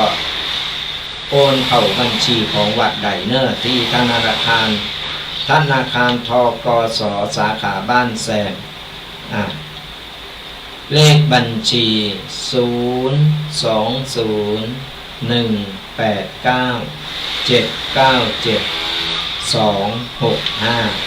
โทษกันแห่งกรรมหนึ่งเนอะเดี๋ยวว่าโอ้ก็อูเร็วในบัตรตั้นน่ะก็โจทย์กันเนอะเกมเอาสมุดปากกาดินสอมาเล็กๆน้อยๆสั่งสมกันไปช่วยกันไปก็ช่วยกันมาสนาญาติโยมช่วยตั้งวัดก็มีโอกาสก็ไปช่วยกันก็อย่างที่เป็นข่าวกันทุกวันนี้แหละบางทีตุเจ้าพาเนรเพิ่นไปช่วยสนาญาติโยมเป็นการตอบแทนกันก็เป็นดราม่ากันขึ้นมาปัจจัยกิจของสงฆ์ปัจจัยอันนั้นอันนี้แล้วเจอตุเจ้าพาเนรเพิ่นนิ่งดูได้อย่างใดก็ตุเจ้าพาเนรอยู่ได้ก็เพราะสนาญาติโยม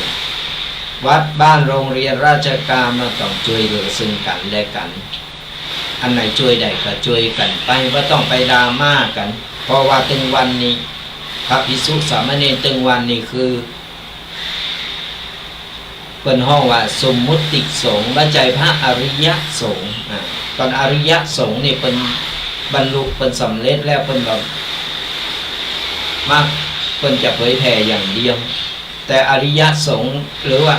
แต่ว่าสมมุติสงฆ์นี่คือยังคอยช่วยหรืออนุเคราะห์สงเคราะห์นี่ต้องช่วยเหลือกันเพราะฉะนั้นเราต้องไปดราม่าต้องไปติไปตายไปว่าก็เราว่าช่วยเขาก็ต้องไปช่วยไม่ต้องว่าเขาอยู่เฉยๆก็นานต้นไปช่วยไปอย่างก็อนุโมทนาสาธุอนุโมทนาบุญไปกับไปก็เปิดปากใครละเนี่ยมันแต่น่ะสลายญาติโยมกันละหันแล้วมันใจขึ้นพอแล้วไม่ใช่กิจของสงฆ์และโตเก่าเกยช่วยอย่างเปิดช่วยกะติกะตายกะวากระดาษเลย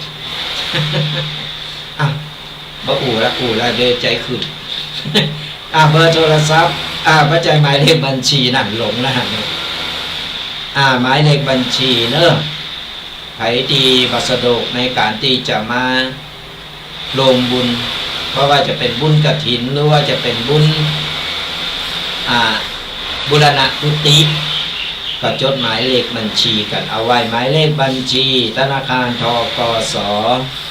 02081979725ธนาคารทกสหมายเลขบัญชี02081979725ชื่อบัญชีวัดมะกอกก็สามารถรวมบุญกันมาได้ไผตีโอนเข้ามารวมบุญสมทบทุนเพราะว่าจะเป็นบุญกฐินบุญบูรณะกุฏินี่ก็แจ้งความจำนงกันโอนแล้วก็โทรเข้ามาตีเบอร์โทรศัพท์ของตั้งวิทยุโทรกันเข้ามาแล้วบอกว่าอีปออีแม่พออุ้ยแม่อุ้ยโทรโอนเข้าไปแล้วเนอะจำนวนเจ้าอีชื่อนั่นชื่อนี้อาตมาภาพก็จะได้จดเอาลายใหม่เอาชื่อแล้วจะเอามาประกาศเทวบุตรเทวดาเพิ่นจะได้หับหู้จะได้รวมอนุโมทนาบุญโดยสำหรับกฐินที่วัดบักกอกของเรานี่ก็จะมีในวันที่10เนี่ยสดาญาติโยมทั้งหลายไปสะดวกไปวางก็มากินมาตาน มาโฮมบุญใหญ่บุญหลงกันปีนึงก็มีให้เติมใครจะมาลงก็ได้เนอะวันที่10 พฤศจิกายน10 พฤศจิกายน67ก็สะดวกอย่างไรก็สามารถติดต่อกันมาหรือใครตีใครมาลงบุญใครมาสถานที่วัดก็มากันได้นะน้อมเจริญพรมากันได้แจ้งความจำนงกันนะจะมาเป็นหมู่คณะก็ได้เพราะตอนนี้เอากำลังบูรณะกุฏิเป็นอยู่ได้ยินเสียงที่มันสอดแทรกเข้าไปจะไปฟังรำคาญ รายการสดเอาถ่ายทอดสดจากที่วัดบกอกอาจจะมีเสียงหมู่สลาหมู่ชังคนมาทำบึนๆบ้านอาจจะหลบโกนหน่อยขอสุมาอภัยกันตัวนี่แหละคือเรากำลังบูรณะกุฏิอยู่ตอนนี้ 50%ก็ยังตอนนี้ยังขาดกระตุกปัจจัยหลายบาทหลายตังค์เพราะฉะนั้นแล้วใครจะกินจะต้านใครลมบุญลมต้านก็แจ้งความจำนงกันนะสะดวกมาตังวัดก็ได้จะสะดวกไปตังโอนมาก็ได้บุญ2 บุญนี่ก็ฝากกันเอาไว้โทรกันเข้ามาเนอะ0826112245ยังมีเวลาเหลืออยู่แห่งกึ่งชั่วโมงสามารถกันได้ฟังอยู่ตั้งใดชัดเจนเมื่อชัดเจนตอนนี้น้ำกันลังโทมหรือว่าต้องการหน่วยงานไหนไปช่วยเหลือเราก็จะประสานงานกันไปเราจะประสานงานหือว่าตั้งนี้เป็นเดือดร้อนตั้งนั้นเป็นเดือดร้อนเราก็จะได้ช่วยกันเนาะอย่างน้อยก็เป็นกำลังใจกันไปเจริญพรจะจากทางไหนจากข้างวัดแม่รินครับข้างวัดแม่รินเป็นน้ำท่วมก่อนโอ้น้ำไม่ท่วมเลยครับอยู่ที่ดอนครับอยู่ที่สูงหน่อยก็ดีหน่อยเด็กเต็มหน่อยฟังชัดเจนเนาะมากครับเนาะภาษายองเนี่ยเทศภาษายองเนี่ยดีมากเลยครับเนาะฟังชัดเจนฟังหู้เนาะโอ้ครับหูหมดสิครับเนาะเลยครับดีละฟังแล้วก็เราฟังธรรมะเอาต้องนำไปปฏิบัติโดยก้อนใกล้เอาทุกวันเสาร์วันอาทิตย์เนาะใจทุกวันเสาร์วันอาทิตย์ก็มีทุกเจ้าแห่งตนหนึ่งก็เป็นคืนเดียวกันก็จะได้เป็นกำลังใจกันกูกันไปเป็นกูเป็นกินแก่งอมกันเนาะอยู่ใกล้ๆที่ผมจะไปร่วมงานกันที่วัดท่าเลยครับสาธุมีโอกาสก็เวรมาได้ยินดีต้อนรับวัดมาบอกเนี่ยไกลกว่าวัดจังกำของอยู่ติดกันแน่กันอยู่ตำบลเดียวกันนี่แหละประจำภาคมหาปฏิบัติตอนนี้อาการก็เริ่มดีขึ้นเริ่มดีขึ้นจะนักละเดี๋ยวเมื่อน้ำก็จะจัดรายการต่ออยู่ก็ป้ากันใครถึงวันนั่นแหละตายกันอยู่มุขนาบุญบุญรักษาเนอะไปกำลังใจกันสาธุฟังรายการเป็นกำลังใจกันไปไผที่ว่ากำลังน้ำโถมน้ำมันก็ต่อไปน้อยอกน้อยใจเนอะก็จะมีหน่วยงานหลายหน่วยงานเป็นกำลังคือความช่วยเหลือกันอยู่ตอนนี้มีเพจอยู่เพจหนึ่งเป็นว่าตอนนี้กำลังขนของจากกรุงเทพมาจะเอามาช่วยเหลือน้ำท่วมทางจังหวัดลำพูนของเรานี่เขาก็อนุโมทนาบุญก็เปิ้นว่าโอ้เปิ้นมีน้ำอกน้ำใจเปิ้นกำลังขนมาน่ะเป็นเพจของตำปูนทางกรุงเทพเปิ้นหู้ข่าวว่าลำพูนน้ำกำลังโถมน้ำกำลังท่วมหลายๆตีก็เปิ้นกำลังสอบหาอยู่ว่าจะไปลงตั้งใดอย่างไรก็ติดตามข่าวกันไปต้องน้อยอกน้อยใจเพราะว่าเปิ้นมีองค์กรหรือว่าหน่วยงานต่างๆว่าจะเป็นทางรัฐบาลหรือว่าทางเอกชนเพื่อก็หน่วยงานราชการต่างๆเพิ่นก็จะได้มาช่วยเหลือกันอยู่ ก็ยังว่านั่นแหละสนาญาติโยมบอกแล้วว่าเอาตั้งสติเอาเนอในเมื่อมันเกิดมาแล้วก็แก้ปัญหาค่อยๆแก้ปัญหากันไปมันของอย่างอี้มันหลีกเลี่ยงไม่ได้เนาะเขาก็ถือว่าเขาได้เห็นหูเป็นประสบการณ์เขาก็จะได้นำไปป้องกันต่อไปว่าปีต่อไปเขาจะป้องกันแก้ไขกันอย่างได้ในเมื่อมันโผล่มาแล้วก็พยายามตั้งสติเอาไว้ตั้งเจียงไฮ้ก็มีแม่สายนี่ก็มีสนาญาติโยมที่เป็นแฟนรายการแล้วก็เป็นกัลยาณมิตรกันคนประแจ้งมาว่าโอ้ยมันเป็นปีเปิกว่าอะไรยังว่าเกิดต่อมานี้ก็ว่าเป็นยังไปแก่กันไปเนาะเขาก็เอาใจช่วยเป็นกำลังใจเราพยายามติดต่อหน่วยงานต่างๆนี่แล้วก็หาเพื่อที่จะไปบรรเทากันช่วยกันได้ก็ช่วยกันไปโทรกันเข้ามา0826112245ฟังอยู่กันตั้งใดประเดี๋ยวนี้แดดออกมาแล้วเดี๋ยวก็บดเดี๋ยวก็แดดเนี่ยเตียนวันปอบที่ป่าซาง จะไปตกกินดูไปขอเถอะตูเจ้าก็เดินร้อนนะเวลาฝนตกเจ้ามันแจ้งมาเขากำลังจะไปบิณฑบาตฝนลงสะเหลียวไปเหลียวมาก็สามเณรบอกสามเณรก็ฟังจะไปโรงเรียนบอกอาจารย์ฝนตกไม่เป็นไรลูกไม่เป็นไรลูกเนรอาหารญี่ปุ่นยังมีอยู่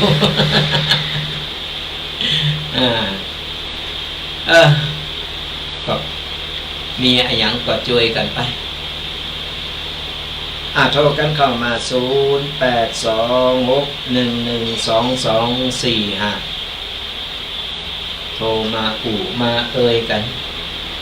จะได้หู้จะได้เอาก็จะได้หู้สถานการณ์ตั้งนอกเป็นอย่างไรพอเพราะว่าเดี๋ยวนี้เมากะการกางงานไหนจะเห็นไหนจะไปสอนหลอกอ่อนไหนจะโยมแม่ ไหนจะสามเณรไหนจะงานในบ้านในวัดในวาในหมู่บ้านเห็นมันก็เลยบางครั้งก็มาจัดรายการบางครั้งก็คือรายการอื่นเป็นแทนไปแต่ใจนี่ก็อยากจะมาจัดรายการอยู่ประจำแต่ในเมื่อมันจำเป็นเราก็ต้องไปตามหน้าที่การงานกันไป สุมาอาภัยเริ่มไข่เป็นวัดเหมือนกันนั่นแหละเพราะว่าโดนละอองฝนทองฟังอยู่ตั้งใดก็รายงานกันมาโทรกันเข้ามา0826112245โทรมามากันก่อนอื่นก็ขออนุโมทนาบุญกับสนาญาติโยมตีคอมเมนต์กันมาทาง Facebook ทางช่อง YouTube คอมเมนต์กันมาต่างๆนาเดียวจบรายการแล้วอาตมาภาพก็จะคอยตอบบางคนก็เป็นกำลังใจกันก็เดี๋ยวจบรายการแล้วจะตอบตอนนี้ยังบัดจบรายการก็โทรกันเข้ามาได้ใครใครใครตักใครตายกันก็กันมาโทรกันมาเดี๋ยวจบรายการนี้อาตมาภาพก็จะไปเยี่ยมโยมแม่กันแหมก็ต้องไปเป็นกำลังใจเพิ่นเหมือนกันไปกำลังใจเพิ่นตอนนี้กำลังเริ่มหู้สึกโตมึนตาแปลงตาไหลล็อกแหลกอยู่แต่ตายังปิดอยู่แต่เปิดเป็นบางเตอก็แสดงความหู้สึกเพิ่นหู้โตต้องมีตะวานี่อาตมาพาไปกำมือแขนเพิ่นไปกำเอามือไปแตะเพิ่นเซ็ตบอก โยมแม่ก่อนหู้ว่าลูกตุกมาลองกำมือก่อนแล้วเพิ่นก็พยายามกระดิกนิ้วจะกำแต่เพิ่นยังกำไม่ได้เพราะว่าเดี่ยวแรงยังแบบนี้ตัวอู้เป็นภาษาบ้านเฮาเพิ่นฮ้องว่ากำลังชาร์จแบตแบตยังบ่เต็ม ก็เอาไปเป็นกำลังใจเป็นพออย่างน้อยเนี่ยมันก็ยังสื่ออย่างน้อยก็มีกำลังใจในการที่ว่าลูกตุยังอยู่เนาะพ่อแม่ดีอย่างหนึ่งโยมแม่เด็กเป็นในสุขภาพเป็นบ่มีอันอย่างเป็นไม่ได้เป็นโรคประจำตัวบ่มีโรคประจำตัวเหมือนกันเหมือนอาตมาภาพก็บ่มีโรคประจำตัว4 คนในครอบครัวตึงปอตึงแม่ตึงปีอ้ายตึงอาตมาภาพโรคประจำตัวไปโกรธกูปีแต่แบบมีแต่เฮาก็แบบประมาทเฮาก็ยังคอยดูแลสุขภาพตัวเก่าอยู่ก็ บ่มีโรคภัยไข้เจ็บมันก็ดีไปอย่างคือมันบ่ต้องไปเพิ่นฮ้องว่าอโลคยาปรมาราภาความไม่มีโรคเป็นลาภอันประเสริฐก็คือเฮาแสดงว่าจากที่แล้วนี่เฮาก็ได้สร้างบุญสร้างกุศลได้หนักมันถึงได้แบบมีโรคภัยไข้เจ็บมาเบียดเบนมาเบ่งคุยก็ถือว่าโชคดีไปแต่เฮาเกิดมาจากนี่เฮาก็พยายามรู้แล้วว่ามันเป็นอย่างนี้เฮาก็ต่อไปเฮาก็จะสร้างคุณงามความดีต่อไปเฮาจะทำคุณงามความดีบุญกุศลของเฮาสร้างต่อไปสร้างสมบุญกันไปเรื่อยๆ สั่งสมบุญกันไปเรื่อยๆก็เพื่อไปก็เพื่อชีวิตของเฮานี่ไอ้ร่างกายเนี่ยมันของเฮาโชว์ข่าวเฮายืมเพิ่นมาแต่ดวงจิตวิญญาณของเฮานี่มันไปข้ามภพข้ามชาติติอาจจะติดตามไปได้ก็คือบุญกุศลคุณงามความดีจะติดต่อไปไม่ใช่ติดต่อติดจิตวิญญาณของเฮาไปเวลาเฮาไปเนี่ยเฮาถอดจิตไปเขาจะเอาร่างกายเฮาไปขนาดน้ำเพิ่นเอามาพดมือเฮายังยศเดียวเฮายังเอาไปบ่ได้สตังค์เพื่อเอาใส่ปากมือเฮาก็ยังเอาไปบ่ได้เพราะฉะนั้นแล้วเนี่ยคุณงามความดีบุญกุศลเป็นของละเอียดจิตของเฮาก็เป็นของละเอียดของละเอียดมันถึงจะไปด้วยกันได้แต่ของหยาบก็คือกายของเฮาเนี่ยร่างกายของเฮาของหยาบผู้หยาบบ่สามารถที่จะข้ามภพข้ามชาติได้เพราะฉะนั้นสร้างสมบัติสร้างเสบียงไว้ปลายนาโดยการสร้างบุญสร้างกุศลหนึ่งก็เหมือนเอาติดตามไปหาคนตายถึงวันสำคัญวันพระใหญ่พระหลวงหรือวันธรรมดาตามไปหาคนตายเพิ่นก็ได้รับอยู่แต่เพิ่นยังไม่ได้ออกมาเพิ่นก็ไปเป็นของติดอยู่บนพุ่นแต่ถึงเวลาเพิ่นปล่อยมาถึงจะได้ไปรับของติดมันจะส่งไปก็ได้กินส่งไปก็ได้กินเพิ่นมีวันเวลาของเพิ่นอย่าง12เป้งเพิ่นปล่อยมาหนึ่งก็ถึงจะได้รับของพวกนั้นของติดพวกนั้นของอย่างที่ว่าเขาตายไว้ตานไว้ปลายปากหน้ามันก็จะได้ส่งผลเวลาเราตายไปเขาก็ได้ไปรับเป็นของติดน้ำติดคุณรอเขาอยู่ทั้งบนเพราะฉะนั้นต้องไปหาเวลาเขาทำบุญอยู่กับตาทำบุญสร้างบุญสร้างกุศลนะโอ้โหคนอย่างนั้นตัดบาขาดก็ไม่ต้องไปทำ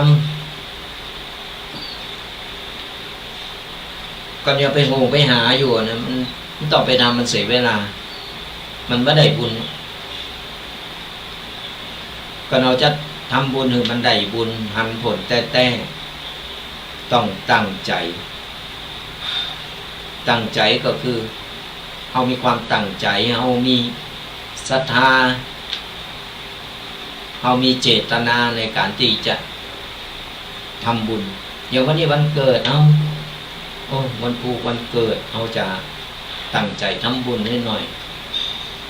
ซื้ออันนั้นอันนี้มาทำกับเขากับปลาไปถวายทุกเจ้าพระเนรไปทำบุญอย่างก็ตามสังฆทานอย่างก็ตามแปลงจิตใจผ่องใสเวลาทำบุญเอาก็ตั้งจิตอธิษฐานเอาจะต้านไปไว้ไปหาไผไว้ไปปักหน้ากันตาหนาเจ้ากรรมนายเวรกันเพื่อเอาระลึกนึกถึงพอเราทำบุญเรียบหลังจากที่เราหับปอนหับไปอย่างเรียบร้อยแล้วปุ๊บหยาดน้ำไม้ต้านหับปอนเรียบร้อยสบายใจโล่งใจแล้วต้องไปโหงไปหาเนาะตัวเจ้าก็จะฉันก่อนฮะก็จะไปหือไผก่อนฮะจะเอาไปยังอันนี้ยังโหงบุญอย่าถือว่าบุญบัตรสำเร็จก็จะไปไหนก็เรื่องของเปิ้นเฮาได้หือตานโดยการทำบุญไปแล้วตัดไปแล้วเปิ้นจะเอาไปอย่างไรก็เรื่องของเปิ้นตุเจ้าพระเนรไปอย่าไปควางก็เป็นบาปเป็นกรรมเปิ้นเฮาไม่ต้องไปโหงไปหาถือว่าเฮาได้สิ้นสุดกันแล้วในการทำบุญเฮาได้รับพรกันเรียบร้อยปุ๊บสบายใจโล่งใจบุญมันก็เกิดจากใจใจเฮามันก็โปร่งใจเฮาก็พองใจเฮาอิ่มสังเกตว่าเวลาเฮาไปทำบุญเอาไปทำบุญปุ๊บที่ไหนแล้วมาเฮารู้สึกวันนี้โล่งใจสบายใจวันนี้ได้ทำบุญนะได้เข้าวัดนะได้ปฏิบัติธรรมนะรู้สึกโล่งปลอดโปร่งนี่คือบุญเกิดจากใจนะอันนี้แสดงว่าบุญสำเร็จบุญสำเร็จแล้ว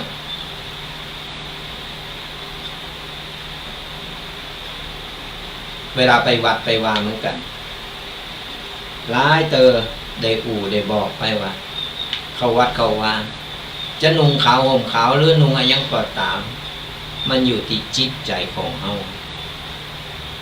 บางคนนุ่งขาวห่มขาวสงบสงเงียมจาดีไปนั่งอยู่ในวัดโอ้ยหน้าเริ่มใสแต่พอนั่งปุ๊บก็พอซ้ายพอขวาแลหันแลนี่อีนั่นมากปานั่นมากไปมาเนี่ยกูจังมันจะไปเกิดอะไรอย่างขึ้นมาจิตใจเขาบาดสงบเข้าประตูวัดปุ๊บปล่อยวางมดกูอยากปล่อยวางเขาถือว่าเขาล่างใจเขาจะมาหับเอาสิ่งดีๆไม่ใช่ว่าพอปั่นป้อนหับป้อนอย่างเรียบร้อยเสร็จเตียวออกจากวัดไปปุ๊บปุ่นไปนั่งสุมโหกันตัวเจ้านั่นเตะกับพระโมนตัวเจ้าเนี่ยวัดก็บอกวาดตุนี่เนนนั้นหายหมด มันมีนะสดายาโยมทั้งหลายอาตมาบานี่หันมาหมดได้เห็นหันกูสิ่งกูอย่างก็เลยได้เอามาเล่าสู่กันฟังจะไปซีเลตฟังธรรมะฟังไปไข่โหไปโมนไปการฟังธรรมะก็ได้บุญได้กุศลพอทำมือจิตใจเขาสงบจิตใจเขาบอกแกว่งไปต่างอื่นจิตใจเขาได้สงบฟังธรรมะมันต้องไปบางคนโอ้ยไปฟังอะไรอย่างตีเบาบง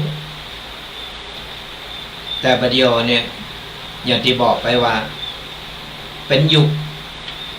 ไฮเทคยุคใหม่สมัยใหม่อะไรอย่างมันก็ตามสมัยกันไปหมดอยู่บ้านนอนอยู่บ้านก็สามารถฟังธรรมะมันต้องหอบผ้าหอบหมอนหอบเสื่ออย่างมากเพื่อจะมานอนวัดมาฟังธรรมมาปฏิบัติธรรมอยู่บ้านเราก็ปฏิบัติธรรมได้หลายคนมาถามอันตุปีอันกระเจ้าเตียวไปวัดบ่ไหวอยู่บ้านเนี่ย โอ้ใจนี่ใครไปวัดแต่ละสังขารมันเบิ่หืออยู่บ้านเฮาปฏิบัติได้ก็เฮาไหวพระนี่นั่นแหละคืออยู่บ้านก็ดีที่สุดอยู่บ้านก็ได้ การทำบุญการปฏิบัติธรรมมันบ่สำคัญสถานที่แต่มันสำคัญอยู่ที่ว่าจิตใจของเราก็เรามีจิตใจตั้งมั่นในการที่จะปฏิบัติธรรมในการที่จะสวดมนต์ไหว้พระบ่จำเป็นจะต้องเข้ามาสวดในวัดถ้าจิตเฮามันสงบจิตเฮาเป็นสุขแล้วเฮาอยู่ที่บ้านเฮาก็ทำได้เอาบ้านของเฮาเนี่ยเป็นวัดเพราะจิตใจเฮามันสงบบางคนมาวัดมาอย่างที่บอกนั่นแหละมาวัดนุ่งขาวห่มขาวมาปฏิบัติธรรมโอ้ยกูวันศีลวันพระแต่จิตใจบ่สงบโหงหันโหงนี่พอหันพอนี่จับดีจับอ้ายคนนั้นคนนี้มันบ่ต่างกันนะที่ก็อยู่ที่บ้านมันอยู่ที่จิตใจของเราก่อนเรามีจิตตั้งมั่นเราต้องการที่จะปฏิบัติธรรมอยากสงบอยากอยู่แบบสบายอกสบายใจสงบเงียบเอาปฏิบัติอยู่บ้านก็ได้นั่งท่าไหนหรือนอนท่าไหนก็ได้ในการที่ทำให้จิตใจสงบ มันเป็นการปฏิบัติธรรมปฏิบัติไปเถอะทำไปเถอะบ้านก็เหมือนวัดถ้าเรามีจิตใจในการตั้งมั่นแล้วก็โทรกันเข้ามายังมีเวลากันอยู่เนอะสดาญาติโยมทั้งหลาย0826112245แจ้งกันมาว่าบ้านไผ่น้ำท่วมพองยังพองอย่างใดเป็นผู้ประสบภัยแบบใดอย่างใดนี่เขาก็จะประสานงานกันไปช่วยเหลือกันได้ก็ช่วยกันไปฟังอยู่ตั้งใดหรือว่าฟังไปตัวก็วิดน้ำไปตัว ก็เป็นกำลังใจกันเนอะเอาใจช่วยอัตมาภาพก็เอาใจช่วยขอผ่านวิกฤตพ้นวิกฤตนี้ไปโดยดีภาวนาตั้งจิตอธิษฐานบอกพอแล้วเนอะพายุก็ต้องเข้ามาแล้วเนอะฝนยังไม่ต้องตกเตยอินดูพี่น้องเจ้าบ้านอินดูสนาญาติโยมทำมาหากินก็ลำบากไหนฝนจะตกตู้เจ้าก็ลำบากเจ้ามันแจ้งมาแต่งโตดองผ่าเรียบร้อยฝนลงบะเฮ้ยยังมีอยู่